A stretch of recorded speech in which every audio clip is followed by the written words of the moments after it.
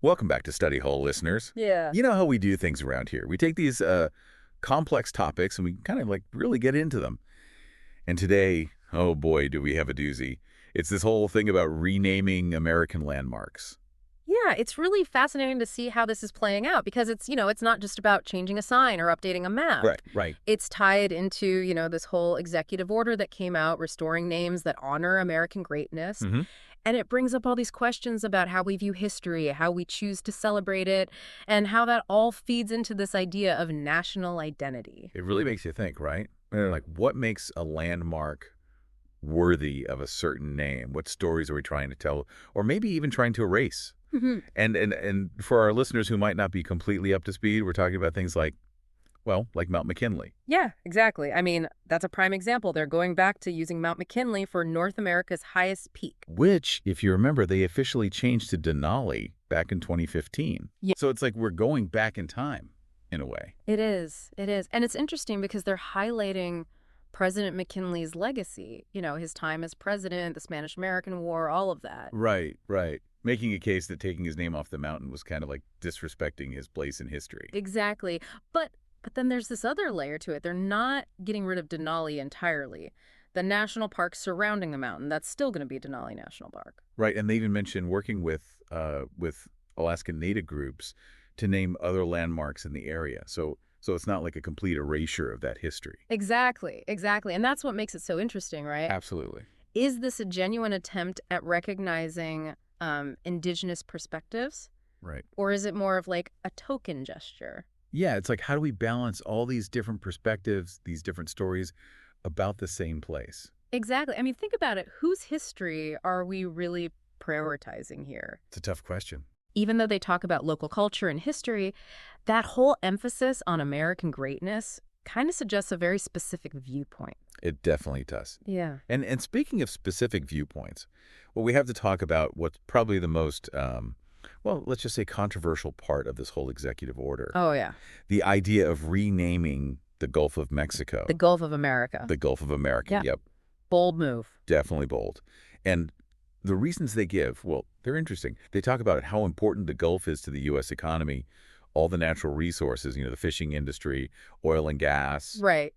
They even get into specifics, snapper, shrimp, grouper, stone crab. Like, they're trying to make this connection. Well, American abundance. Exactly. Like, this is America's bounty right here in this Gulf. It's really fascinating how language is being used here. But let's be real, there's a whole other side to this coin. Oh, absolutely. Renaming something as huge and well known as the Gulf of Mexico, I mean, that's going to cause some confusion internationally. For sure. I mean, other countries border the Gulf, What are they going to think? It's hard not to see it as a bit provocative, right? And what about, cultural sensitivity? Yeah. Think about Mexico. Their history is woven into the name Gulf of Mexico. And the indigenous communities who've lived along the Gulf Coast for centuries. It makes you wonder, do the potential benefits, which seem mostly symbolic, really outweigh the potential problems? It's a valid question. Yeah. And let's not forget the practical side of things. Oh, yeah. We're talking about a massive body of water. Renaming it. Think of the logistics. Maps, charts, textbooks, everything. It's a huge undertaking. And a costly one, I'd imagine. So what do you think? What jumps out at you as the biggest potential impact of this whole Gulf of America idea? I think the scariest part is this could set a precedent. Oh, how so? If the U.S. pulls this off, other countries might try the same thing. I mean, we're already seeing debates about renaming things all over the world. That's true. Driven by social movements, attempt to correct past wrongs, this could really throw fuel on that fire. Absolutely. It's like we're entering this new era of symbolic reckoning. Every nation wants to control how their past is portrayed.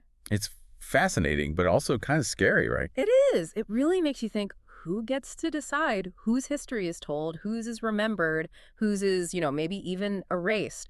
And it all comes down to this, right? When these symbols, these names become like battlegrounds, who gets to say which story wins?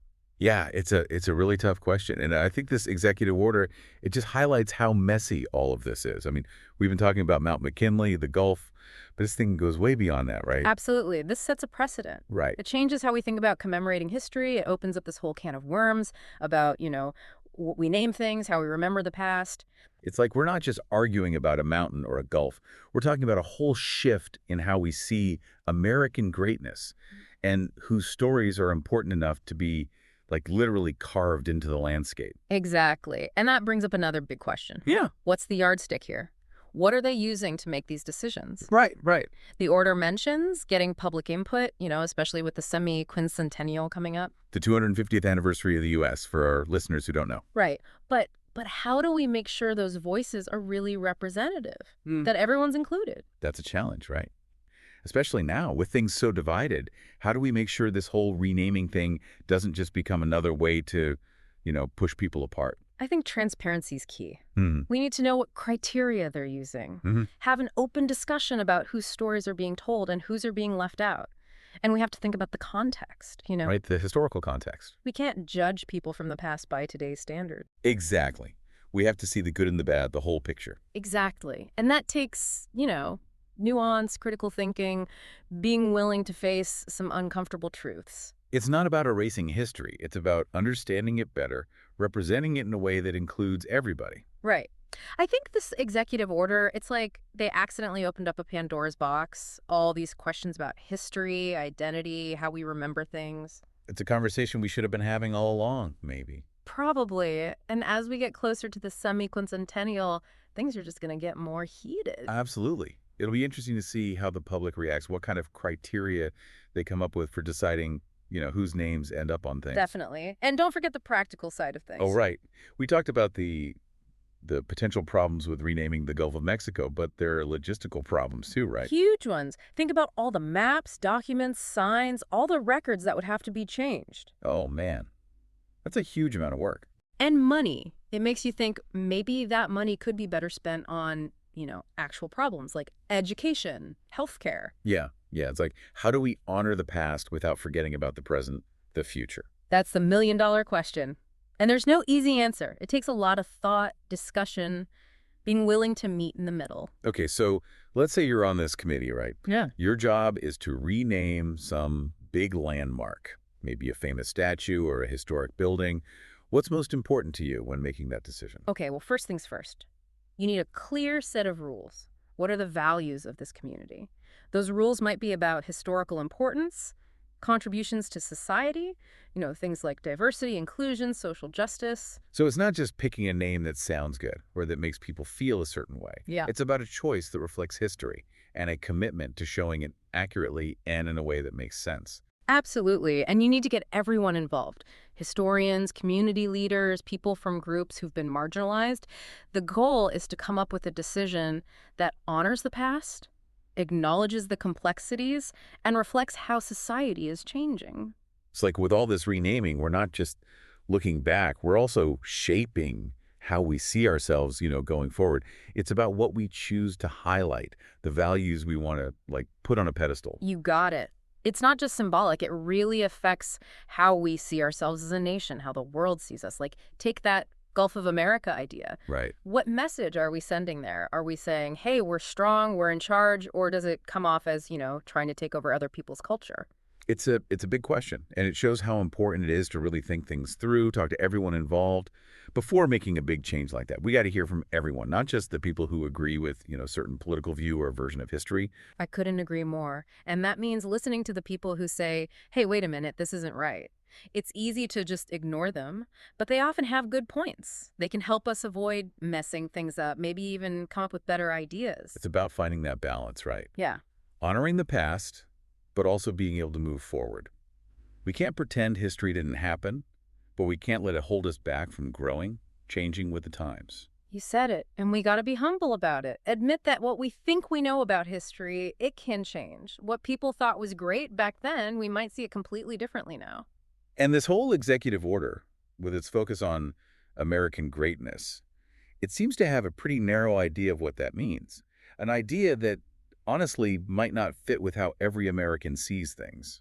Yeah, I see what you mean. It makes you wonder if there's a better way to do this, a way that's more, inclusive, that takes into account everyone's story. Maybe instead of focusing on individuals, we could commemorate events, movements, ideals, things that speak to a wider range of American experiences. That's an interesting thought. So instead of renaming the Gulf of Mexico, Maybe we create a monument that honors the indigenous people who lived there for centuries, recognize what they brought to that region. Exactly. Or a memorial to the slave trade, you Right. know?